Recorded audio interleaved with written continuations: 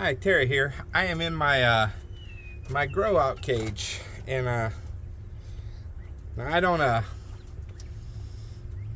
really feel like butchering any quail right now, but I do have some that I really need to be thinning down.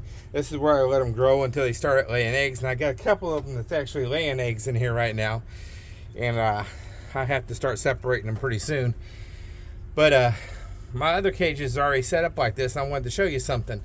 See, now I'm gonna flip this around. So this is a 4x8 cage. It was a dog kennel, and I put wood in between each of the slats and then built this nice little roof over it and everything. Well, anyway, I've got a couple waters in here for them. I use J feeders like you do for rabbits. And they got these little grids here that keeps them from making as much mess and throwing as much out. I didn't get into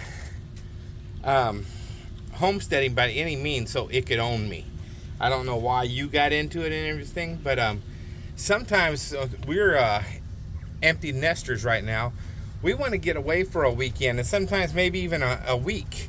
But how do you do that when you have animals dependent on you at your house? And I know some of you said, well, if that's a decision we done made, we ain't ever going to get to go nowhere. We're not going to get the, we don't have no one to take care of our birds or whatever you got. So bear with me here. This is what I do. And I'm going to set this, I'm going to show you how I do this. So first,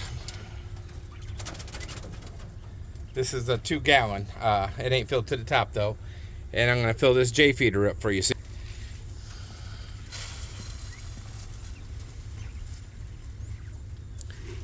Now it didn't quite hold the whole 2 gallons. So there's a June bug in here. I hope they like to eat those. So what do I do now? I fed them up. I can't leave for 4 days if I wanted to, because the birds would starve to death if I did that.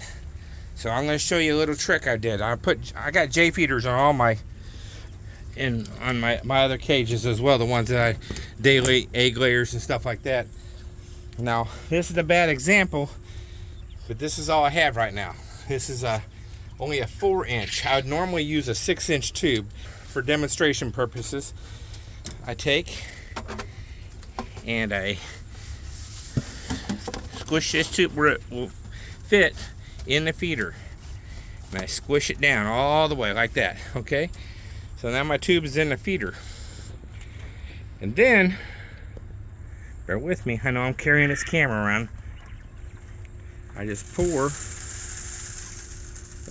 the feed right down into the tube.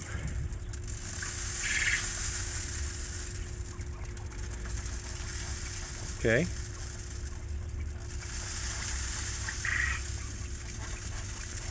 Now on this cage right here, that 2 gallons will do for 2 days. It will work for 2 days on this cage of birds. I know them. I feed them every 2 days.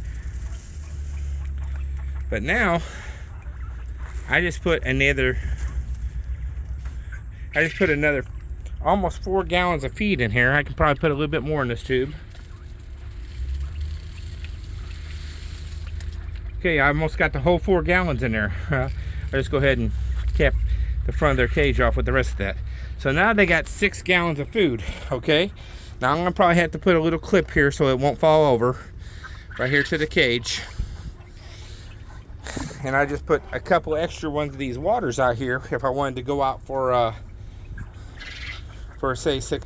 And I get back, I'll have a lot of eggs. I do have my egg cages and everything, and some of them get broken because, you know, they're quail. They destroy everything.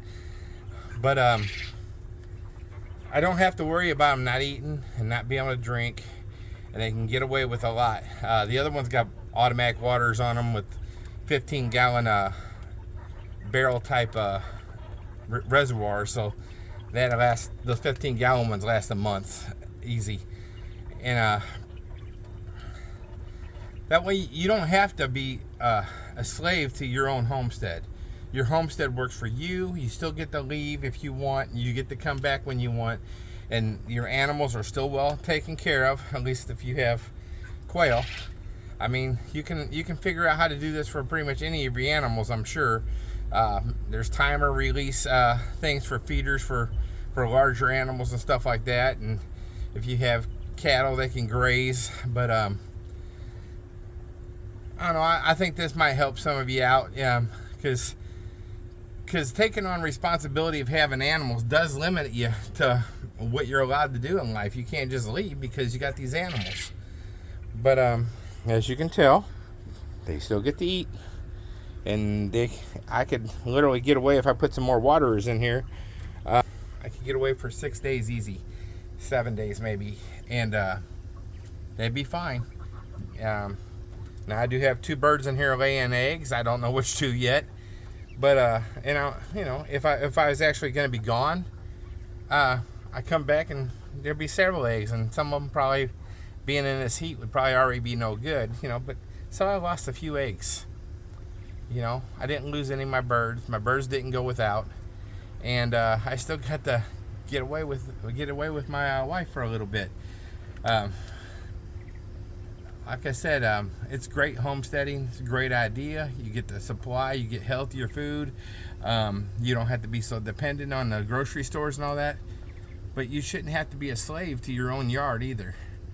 Anyway, we're all on this together. I am pulling for you, and I hope this little trick helps you. God bless. Bye.